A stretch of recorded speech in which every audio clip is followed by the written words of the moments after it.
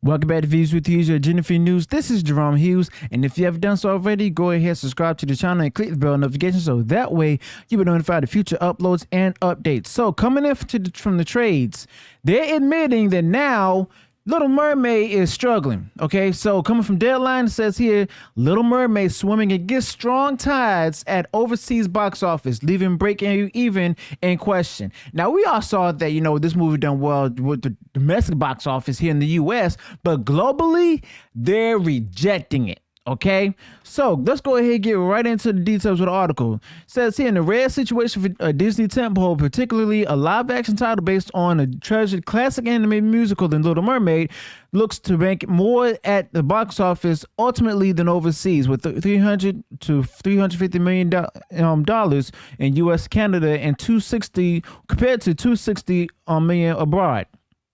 At that level, per finance sources, off a reported $250 million production costs and a $140 million global marketing spend, Little Mermaid could very well break even. However, anything in a low $400 million global threshold, and this fish is apt to be sinking to a loss of around $20 million. First and foremost, there's too many oceanic and maritime puns here for this article to do on The Little Mermaid.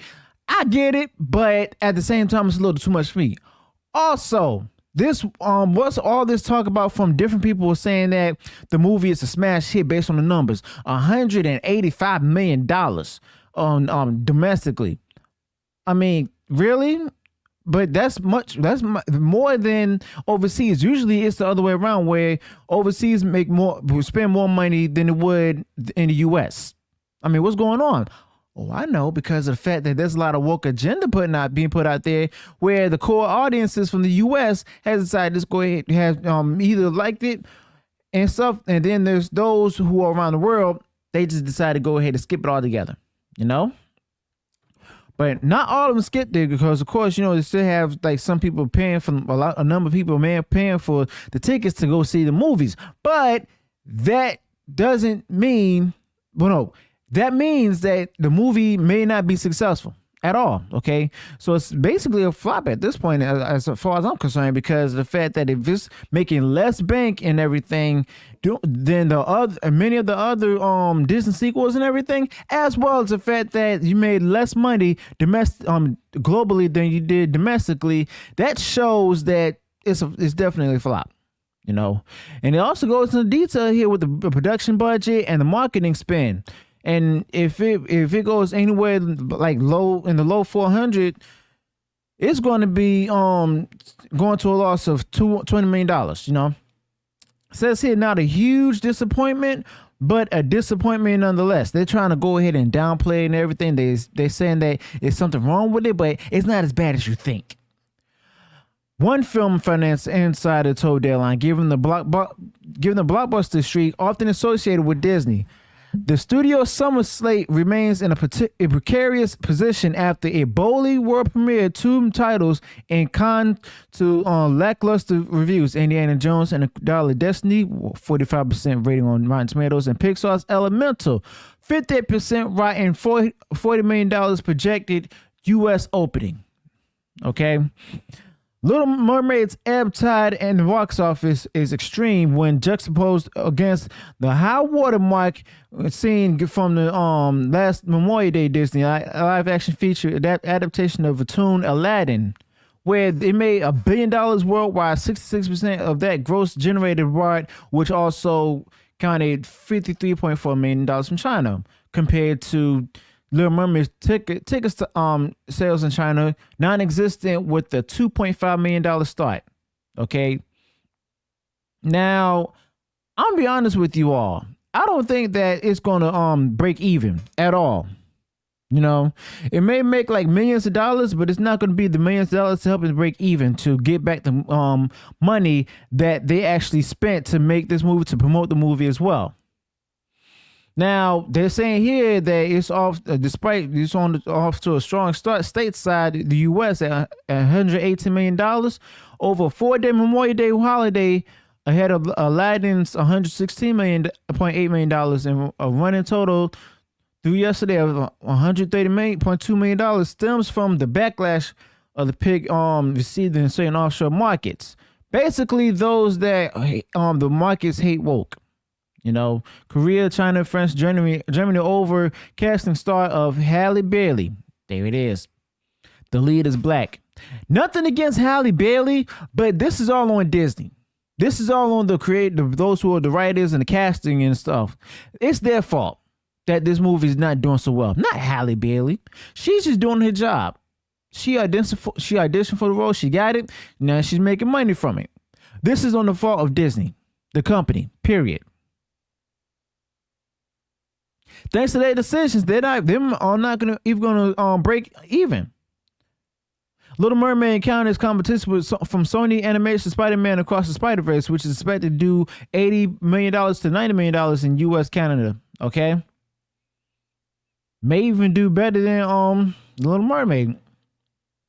So it says here, in a break-even scenario off of a $560 million global box office, meaning the net profit of $71 million before participations and residuals are accounted for, we're told that The Little Mermaid's global film revenues would amount to $547 million against its combined production, global theatrical, and home entertainment marketing expenses of $476 million. The PIC's revenues broken down include $267 million in global theatrical film rentals, $100 million net in domestic pay or / free TV, and what Disney says pays itself to put the movie on Disney Plus, $100 million in global home entertainment, DVD digital, and $80 million in international TV and streaming.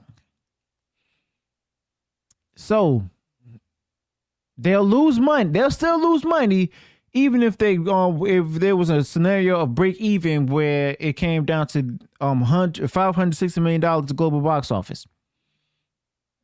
This is just sad, like sad all around. You got people defending Disney and this movie Little Mermaid. Many people who are like, for example, black liberals in the mainstream radio market and everything, as well as other outlets, have saying praises to this movie. But the problem is they don't know much about the whole finance numbers when it comes down to the releases, as well as a few other things, including merchandise and so on and so forth. Prime example is Steve Harvey Morning Show. This morning, I was listening to it while I work. They say that this was a huge accomplishment for the film and the company. Little do they know, based on the production budget, it's like this movie's not gonna make much money, and this is like the first box office weekend release. You know, Steve Harvey stating that he went on ahead and spoke out against those who were boycotting the film and everything, stating that they were just basically boycotting because they didn't want to see. Well, I'm not. Well, I can't really say quote what he said, but basically he spoke out against those who were boycotting the film alone. But in reality, there was a number of people who avoided the movie because of the fact that they're simply not interested in what Disney has to offer anymore. No.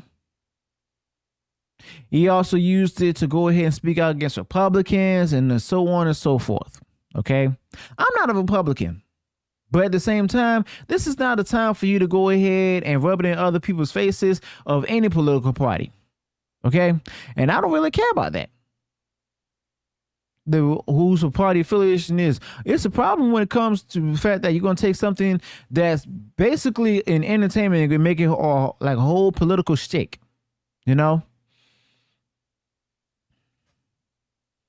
But this just comes to show that Disney's in trouble. Disney is in serious trouble.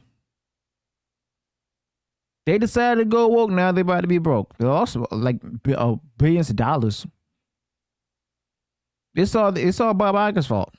Let me know your thoughts about this in the comments below. Let me know what went wrong in the video.